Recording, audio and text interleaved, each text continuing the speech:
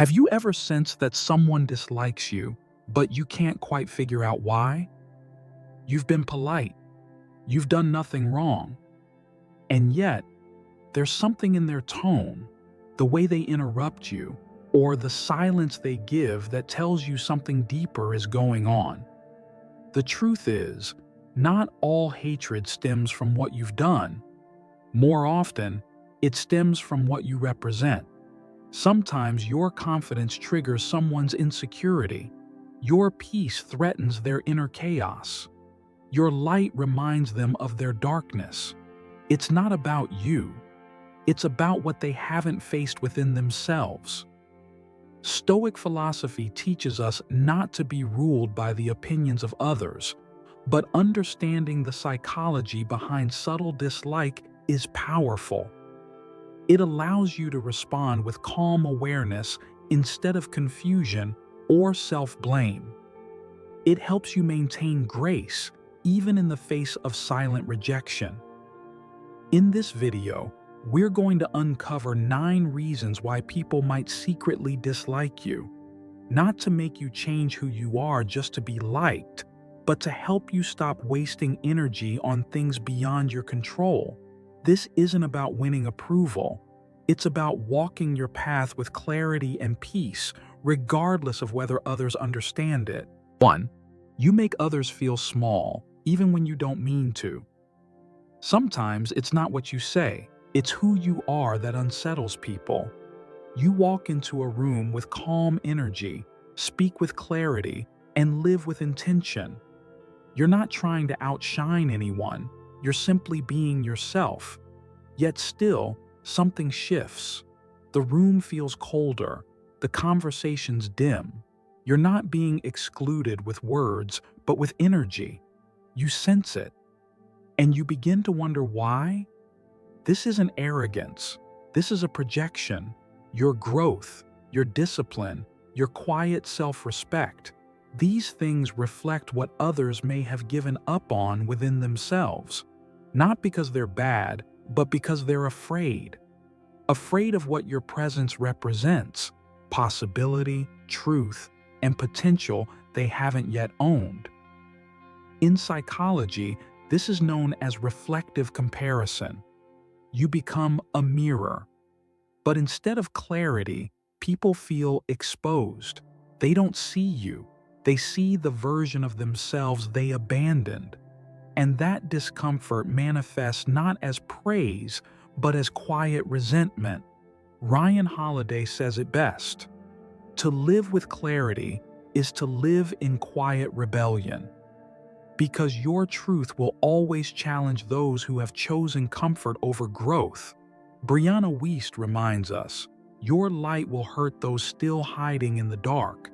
And James Clear offers the reminder we all need. Don't be dim to make others feel more comfortable. You don't need to change who you are just to fit the emotional bandwidth of those around you. You don't need to apologize for trying. One of the first lessons of growth is this: not everyone will cheer for you, and that's okay. You don't need applause, you need alignment. So the next time you feel distanced or quietly disliked, pause before you question your worth. You might not be doing anything wrong. You might simply be doing something brave. And sometimes, being fearless is the quiet reason why others turn away. So when you feel distanced, iced out, or quietly judged, remember this: maybe you're not doing anything wrong. Maybe you're just doing something right. And sometimes, doing the right thing means being okay with not being liked by everyone. 2. You make others feel unsafe because of your honesty. Some people don't dislike you because you're rude.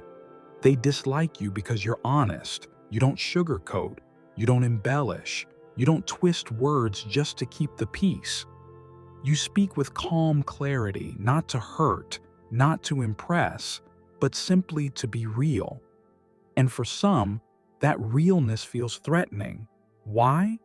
Because the truth, even when delivered gently, forces people to look at themselves. Honesty doesn't harm, but it exposes. It peels back the polished surface that others work so hard to maintain. And when that mask starts to slip, they're left uncertain of how to react. Ryan Holiday once wrote, "Telling the truth is an act of resistance in a world addicted to illusion." When you speak with sincerity and integrity, you're quietly disrupting an unspoken agreement that many people live by, that comfort is more valuable than clarity. Brianna Wiest calls it the language of awakening. You don't speak correctly. You speak to live in alignment. But for those who are still playing the game of appearances, your words feel like a mirror they're not ready to face. James Clear would remind us this is a behavioral choice. If you hold back your truth to keep others comfortable, you slowly train yourself to become someone you're not. Integrity requires consistency, even when it's uncomfortable. Being honest doesn't mean saying everything. It means saying what matters, when it matters, with respect. And if that still makes others uncomfortable or even dislike you, that's a boundary being revealed, not a flaw in your character. You're not here to maintain illusions. You're here to build real connections rooted in truth. So the next time you're tempted to downplay your voice to avoid friction, pause. Ask yourself, am I being true or am I being liked? Because one builds their foundation, the other just builds silence. 3. You don't play the victim, and that unsettles people. Here's an uncomfortable truth. Many people don't want solutions. They want sympathy. They don't want to change. They want validation. And when you refuse to enter the cycle of complaint and emotional hand-holding, you quickly become the outsider. You're not rude. You're just not enabling. You don't nod along mindlessly. You don't feed the drama with fake support. Instead, you pause or ask one direct question. So, what are you going to do about it? And that question alone often makes people resent you. Why? Because it hits at the root. Most people don't want to move on. They want to be seen in their pain, not challenged out of it. When you break that pattern, even gently, you force them to face something they were trying to avoid. Psychology calls this emotional non-cooperation. Ryan Holiday reminds us, strength is not about never hurting, it's about not building a home in your pain. You don't deny difficulty, but you don't set up camp there either. You choose the movement, you choose agency. Brianna Wiest would say it's compassion with boundaries, not coldness, but clarity. The wisdom to know when to hold space and when to encourage forward motion. James Clear would frame it simply. If you keep enabling people's complaints without pushing toward progress, you're reinforcing stagnation, not growth. Refusing to be an emotional accomplice doesn't mean you lack empathy. It means you're practicing real respect for yourself and the other person. Because sometimes what someone needs most is not your pity, but your presence. Not your agreement, but your belief that they can rise. You hold a quiet mirror to remind them you can step forward if you're willing to. 4. You are unapologetically clear about your boundaries. The world may praise kindness, but it often resents boundaries. Because boundaries imply limitation, and limitation can feel like rejection. When you say no with conviction, when you don't reply instantly, when you protect your space without giving lengthy explanations, you are labeled distant or difficult. But clarity isn't cruelty. Boundaries are not rejection. They are the deepest form of self-respect. They say, I know the value of my time, my energy, and my stillness. Ryan Holiday once wrote, if you don't have your principles, you'll live by someone else's. Boundaries are your principles in action. They don't need to be loud. They just need to be honored. Brianna Wiest calls boundaries self-love in action that doesn't require someone else to be hurt by it. But because many people have never learned to love themselves healthily, they feel threatened when they witness someone else doing it with ease. James Clear would say, boundaries are systems, not moods. They're structures you build to protect your clarity. They help you devote your time to what truly matters. They keep you from being drained by meaningless conversations, half-hearted commitments, or relationships that only take but never give. So when you live with clear boundaries, you will unsettle some people, not because you're wrong, but because you mirror the lack of boundaries within them. You don't comply with their unspoken expectations. You don't bend to every ask, and that forces them to confront how much of their life has been shaped by the inability to say no. Holding boundaries requires inner calm, firm decisions, and above all, the courage to stop apologizing for something you never had to be sorry for in the first place, your right to peace. 5. You don't need attention to feel worthy. There's something strange about modern culture. We celebrate a loud presence. Those who post more, speak more, and show up more seem to be seen as more successful.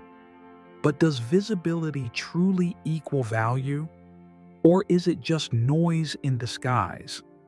Some people trigger quiet envy, not because they boast, but because they don't need to.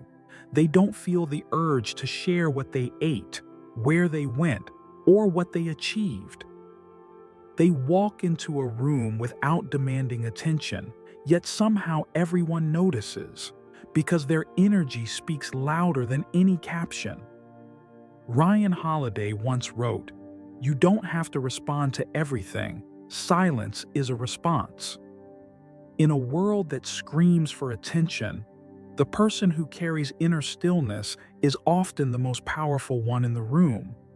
Brianna Wiest reminds us that calm is the weapon of those who have weathered storms and chosen not to become one. Maybe you used to seek applause, but you've grown. You've realized that no amount of external noise can quiet an insecure mind.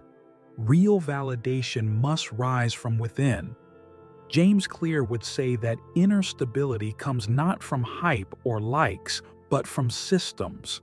It's the habits no one sees.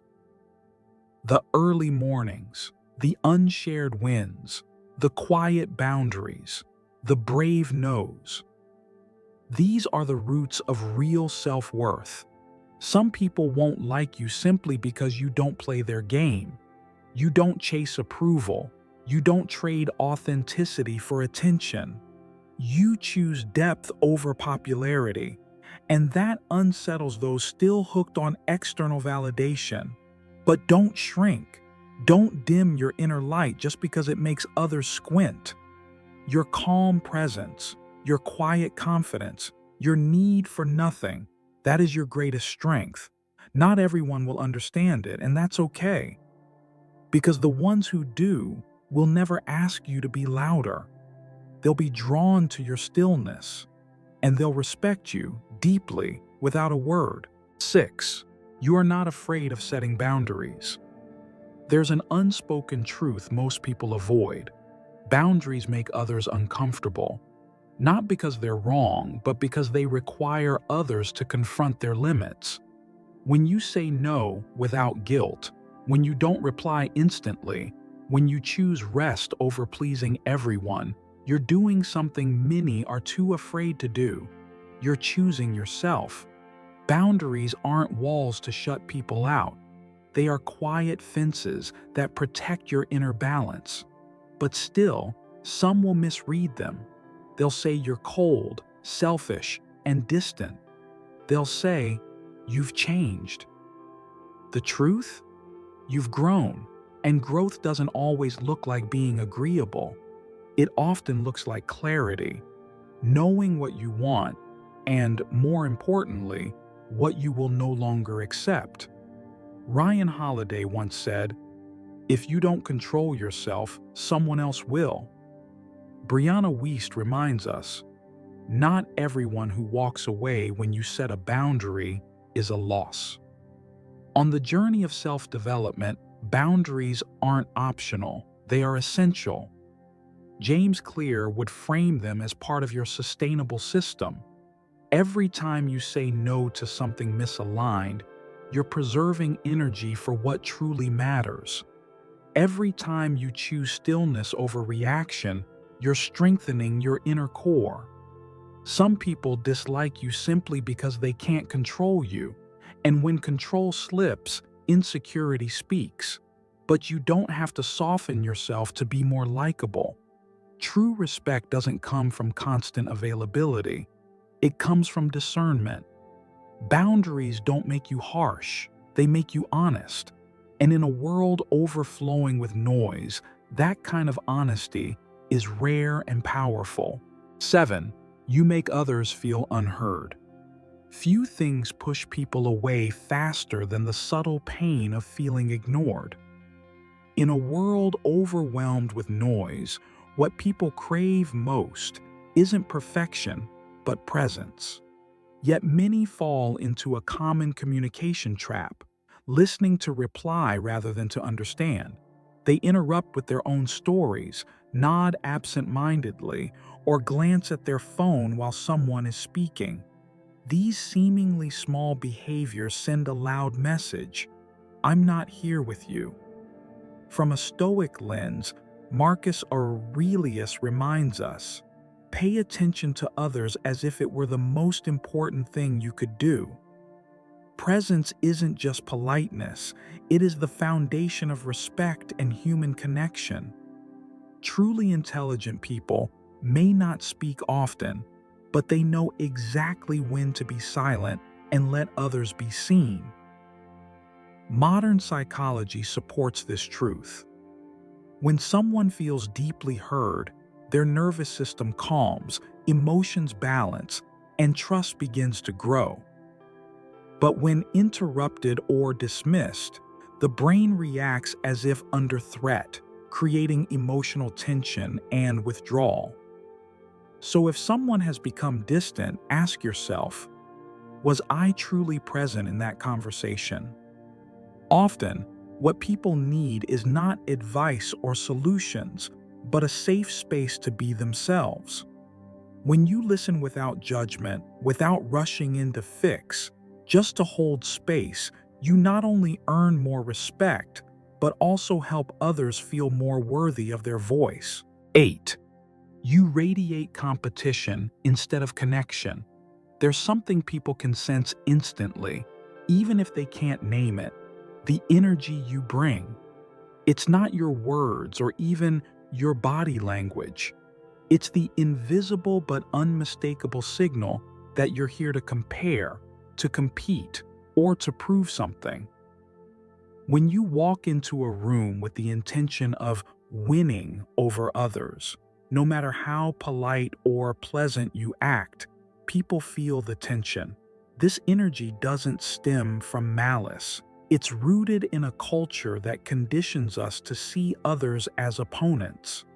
Careers, looks, intelligence, and even peace of mind have become battlegrounds in an unspoken competition. And when you show up with that energy, you not only make others shrink, you place yourself in constant defense mode. The more you try to stand above, the more isolated you become. Stoic philosophy doesn't champion outshining others. It focuses on overcoming yourself. Marcus Aurelius once wrote, "Be the best version of yourself without needing to be better than anyone else." That means you can grow, strive, and evolve without needing to diminish others in the process. Modern psychology supports this too. When we perceive the world as a contest, the brain triggers stress responses. Dopamine becomes a pressured, short-term reward. But when we connect instead of compete, the body releases oxytocin. the hormone of trust, collaboration, and calm. That difference is what builds real relationships. You don't need to prove your worth by being better than others. You simply need to show up with sincerity, curiosity, and humility. When you enter a conversation with the energy of, "We're in this together," rather than "who wins," doors open naturally. No one resents someone who makes them feel safe and accepted. So ask yourself, am I here to connect or to conquer? Every time you choose connection, you're creating space for relationships to grow and healing yourself in the process. 9. You don't realize the energy you leave behind. Sometimes, the reason people dislike you isn't because of what you said, but because of how they felt after being around you. Have you ever asked yourself, how do others feel after spending time with me? It's not an easy question to answer, but it might be one of the most important questions you can ask in any relationship. Most of us focus on content. Did I say the right thing? Did I sound smart? Did I share enough? But few of us pay attention to the energy we bring. It's not just about words. It's about your gaze, the way you listen, the way you react, and most importantly, the emotional residue you leave behind. Stoicism doesn't teach us to please everyone, but it does teach that character is measured by what we leave behind in the world, not by promises, but by consistent behavior. Epictetus once said, "Do not be proud of your words. Live in such a way that others speak well of you." The real power is in silent presence. Modern psychology confirms that people often forget what you said, but rarely forget how you made them feel. One careless comment can stick if it wounds. Conversely, a moment of true listening can heal more than any clever advice. You can be smart, logical, even right. But if you leave others feeling judged, tense, or unseen, they will instinctively distance themselves. Not because you were wrong, but because they didn't feel safe. That is the quiet reason why some people silently turn away. So, if you feel misunderstood or avoided, don't just ask, "Did I say something wrong?" Ask, "What feeling did I leave behind?" The answer might not always be comfortable, but it's necessary. Because sometimes the biggest change doesn't come from what you say, but from how you show up. As you take a moment to reflect on everything we've just explored, you might come to a quiet realization. Being disliked is not always a sign you're doing something wrong. Sometimes it means you've started doing something right, something honest, something real. People may pull away not because you're failing, but because your presence challenges their comfort. The world often reacts to truth with discomfort before it learns to respect it. So do not shrink yourself to fit into molds shaped by other people's fears. Live with awareness, with courage, with the quiet conviction that your purpose is not to please everyone, but to become the clearest and most responsible version of yourself. If something in this video stirred something within you, take a quiet moment to pause and reflect. Sometimes, a single insight arriving at the right time can shift the direction of a day or even a life. If this message resonated with you, consider subscribing to Stoic Vault, not because we chase numbers, but because the next idea we share might also bring you closer to who you already are, steadily, thoughtfully, and in your rhythm.